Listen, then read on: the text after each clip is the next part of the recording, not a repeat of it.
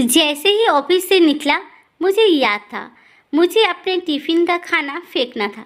अगर खाना टिफ़िन में चला गया तो बीवी किच किच करेगी। आज टिफ़िन में कद्दू की सब्ज़ी जो आई थी, कद्दू उफ बेस्वाद सी सब्ज़ी जो मुझे पसंद नहीं आती। पता नहीं क्यों बीवी सेहत का ख्याल रखने पर तुली हुई है। कद्दू की सब्ज़ी मेरे मुंह का स्वाद मार देती है और भूख मर जाती है मेरी। मैंने पनीर कोफ्ता और नान मंगवाकर बड़े चटकारे लेकर खाया था और टिफ़िन जैसे का तैसा पड़ा रह गया था। पर घर पर तो यही दिखाना था कि मैंने टिफ़िन सारा खाली कर दिया है। आप टिफ़िन खाकर खाली किया कि खाना फेंककर बेबी कौन सा देखने आ रही थी।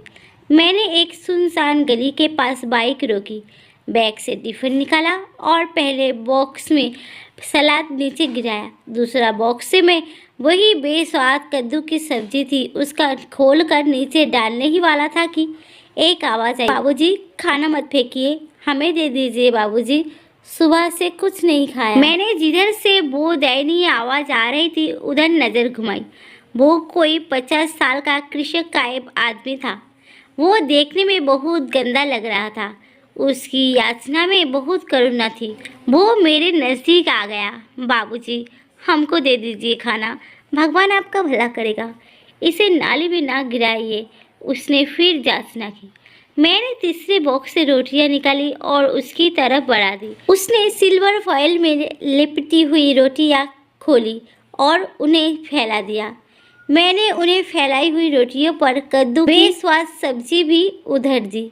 वो आदमी साइड में बैठकर लपलपाती जीभ के साथ खाना लगा। मैंने अपना टिफ़िन जब तक पैक करके बैग में डाला, वो भूखा बुढ़ा सारा खाना खत्म कर चुका था। भगवान आपका भला करे बाबूजी, आत्मा तृप्त हो गई है हमारी। खाना बहुत स्वाद था बाबूजी। आप जब भी खाना फेंकने आए इधर ही फेंकना बाबूजी, हमें ही भीख मांगते हैं, हमें नहीं तो किसी और को खाना मिल जाएगा। कहते कहते बूढ़े की आंखों भीग गई। मैंने उससे नज़र घुमा ली तो सामने की दीवार पर लिखा एक दोहा नजर आया, रोटी तेरे मोल का, क्या है करूँ बखान, धाए को माटी लगे, भूखे को भगवान। हाँ, ये पढ़ कर मुझे शर्मिंदा हुई। मैंने झट से बाइक आगे बढ़ा ली। कितना सच लिखा हुआ था। रोटी का मोल तो केवल भूखा ही जानता है। हम जैसे भरे पेट वाले अपने टिफ़िन के खाने को फेंक कर स्वाद के लिए बाहर से खाना मंगवा कर खा लेते हैं और ये गरीब आदमी रोटी रोटी को तरसते हैं। मुझे अपने आप पर शर्मिंदा महसूस हो रही थी। मैं अमीरी गरीबी तो नहीं मिटा सकता हूँ, पर खाना बर्बाद करने की जगह किसी भूखे ज़रूरतमंद को तो दे सकता हूँ। ये सोचते हुए मैं घर आ गया। टिफ़िन निकालकर बीबी को पकड़ाया और उसे बूढ़े भिखारी की कहे सब दोहरा दिए। खाना बहुत स्वाद था, आत्मा तृप्त हो गई मेरी।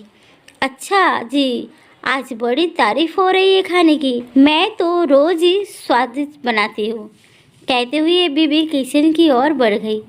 मैंने जैसे ही हाथ मुँह धोए वो चाय ले आई। मैंने चाय पीते हुए अपनी पत्नी से कहा, कैसे 4 रोटी और कुछ सब्जी ज़्यादा दे सकती हो क्या? क्यों, क्या बात हुई, इतना खाना खा पाओगे? उसने पूछा। नहीं, किन्हीं को भूख मिटानी है। मैंने कहा, पता नहीं बीबी कुछ समझा या नहीं, पर उसने चाय के बर्तन समेटते हुए कहा, खाना तो ज़्यादा डाल दूंगी पर एक्स्ट्रा टिफ़िन नहीं है, सिल्वर फॉइल में डालकर पॉलीथीन में डाल दूंगी, चलेगा? चलेगा, मैंने कहा और हम एक दूसरे को देखकर मुस्कुरा दिए।